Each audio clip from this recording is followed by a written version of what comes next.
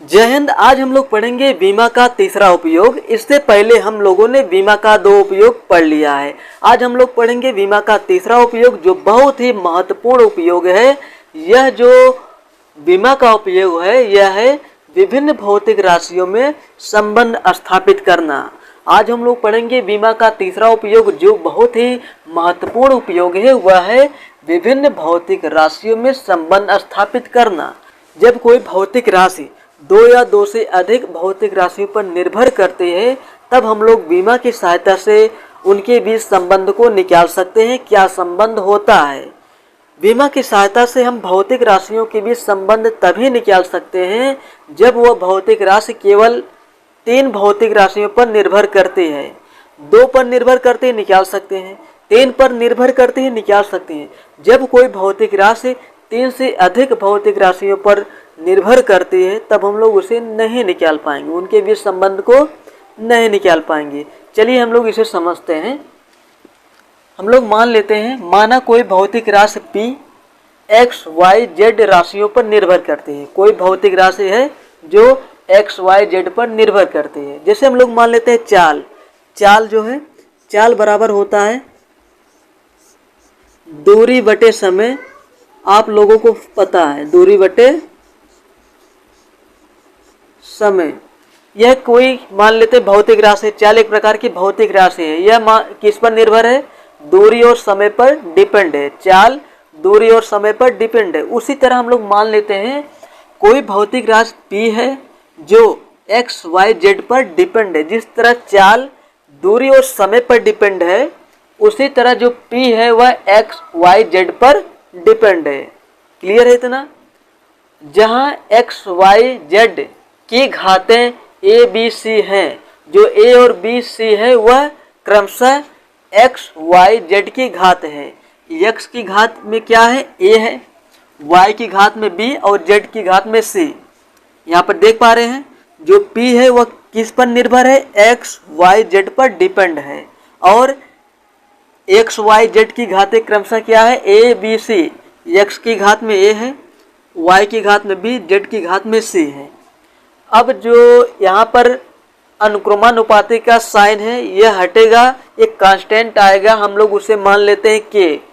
P equal to K X power A Y power B Z power C। इसी form में हम लोग convert करेंगे तो हमें फाइनली उस भौतिक राशि के बीच संबंध मिल जाएगा। चलिए हम लोग इसके ऊपर कुछ क्वेश्चन को करते हैं, जिससे भौतिक राशियों के बीच संबंध को स्थापित करना बहुत ही आसान हो जाएगा। चलिए इसके हम लोग पढ़ते हैं। हमारे पास एक क्वेश्चन है, वह कह रहा है एक कण वृत्तीय कक्षा में परिक्रमा कर रहा है। कोई कण है वह वृत्तीय कक्षा में परिक्रमा कर रहा है। किस कक्षा में? कोई कण है जो वृत्तीय कक्षा में परिक्रमा कर रहा है। उस पर लगने वाला बल F है। इस वृत्तीय कक्षा में जो कण परिक्रमा कर रहा है, इस पर एक फोर्स लग रहा है।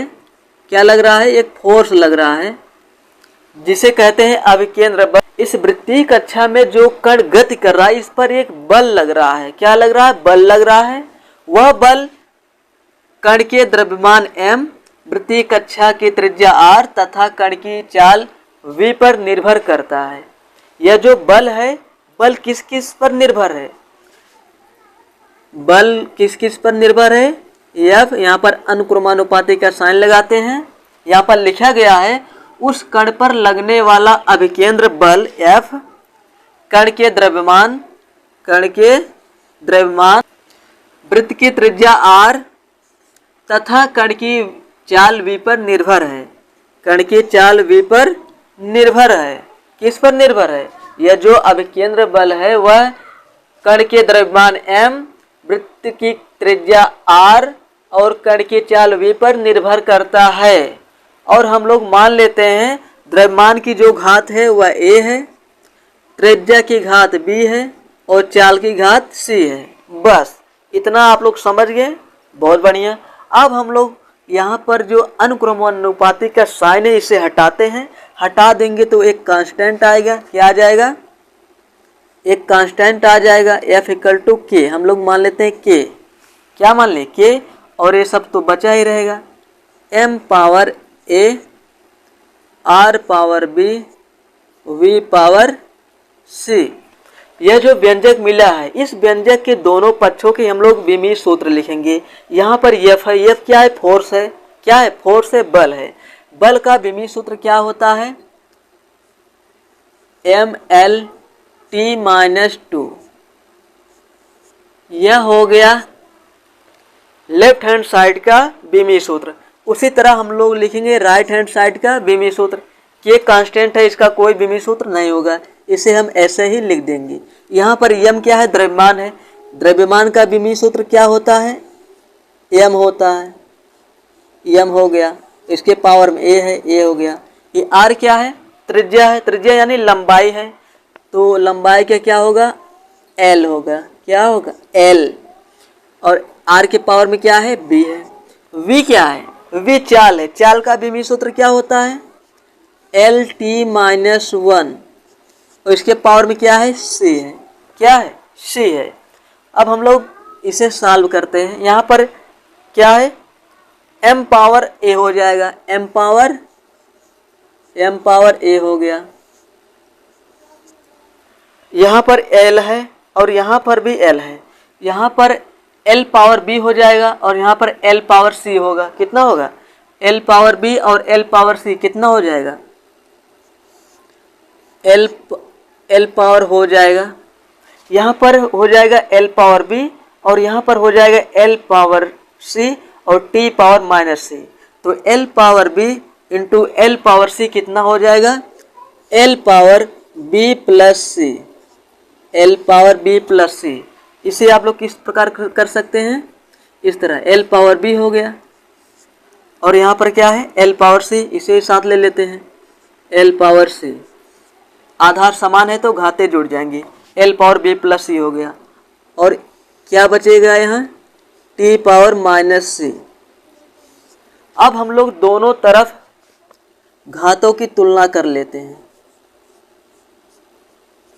दोनों तरफ घातों की तुलना कर लेते हैं। यहाँ पर आप लोग ध्यान से देखिए, m की घात में क्या है? 1 है। l की घात में 1 है।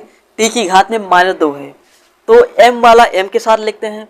यहाँ पर m है, m है, m की पावर में a है, a हो गया। यहाँ पर m पावर क्या है? 1 है, तो बराबर 1 हो गया। a बराबर a मिल गया। a बराबर क्या मिल गया? 1 मिल गया।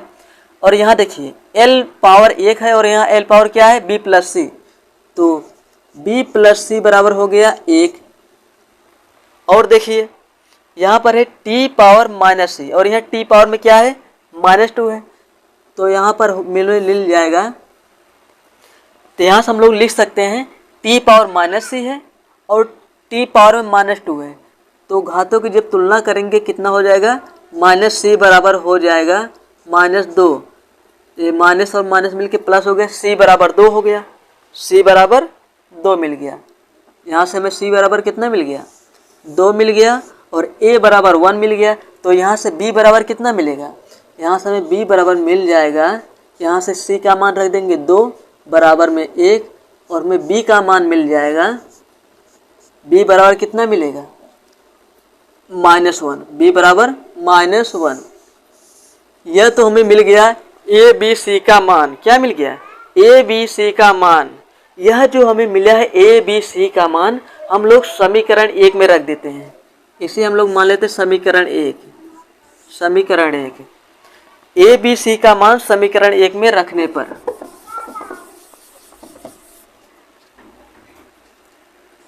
a b c का मान समीकरण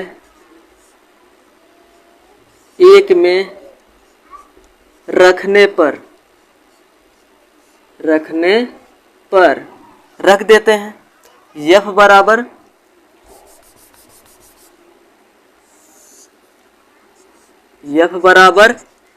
k है, k लिख देते हैं। यहाँ पर m है, m लिख देते हैं। क्या लिख देते हैं? m लिख देते हैं। और यहाँ पर a का मान कितना है? m पावर a है, a का मान कितना है? 1 है, 1 हो गया। उसके बाद r है, कितना है? r है, r के पावर में b है, b का मान कितना है? -1 आया है, -1 हो गया। उसके बाद है v हो गया, v की पावर में c है, c का मान ढूंढिए कितना है, c बराबर 2 है, 2 हो गया। इसे हम लोग क्या लिख पाएंगे यहाँ से, F equal to K M, ये r पावर -1 है तो नीचे जाके क्या हो जाएगा, केवल r हो जाएगा, ऊपर क्या है v स्क्वायर। ये हमें जो मिला है F equal to K M V square by R, प्रयोगों से k का मान मिला है 1, k का मान 1, तो यह बराबर हमें फाइनली मिल जाएगा M V square by R. यही जो फार्मूला आया है, इसी फार्मूले को कहते हैं अभिकेंद्र बल का फार्मूला। इस तरह हम लोगों ने बीमा की सहायता से निकाल लिया है अभिकेंद्र बल का फार्मूला। यह जो बल था किस किस पर निर्भर था, कण के द्रव्यमान, वृत्त की त्रिज्या और कण की चाल पर निर्भर था। तो हम लोगों ने इस बीमा की सहायता से अभिकेंद्र बल का सूत्र निकाल लिया। बहुत ही महत्वपूर्ण उपयोग है इस बीमा का। देखिए हम लोगों ने किस प्रकार अभिकेंद्र बल का फार्मूला निकाले। केवल हमने क्या पता था, जो अभिकेंद्र बल था वह कण के द्रव्यमान, वृत्त की त्रिज्या r और कण के चाल पर निर्भर था बल, बस इतना ही पता था और हम लोग इस बीमा का उपयोग करके अभिकेंद्र बल का फार्मूला निकाल लिया।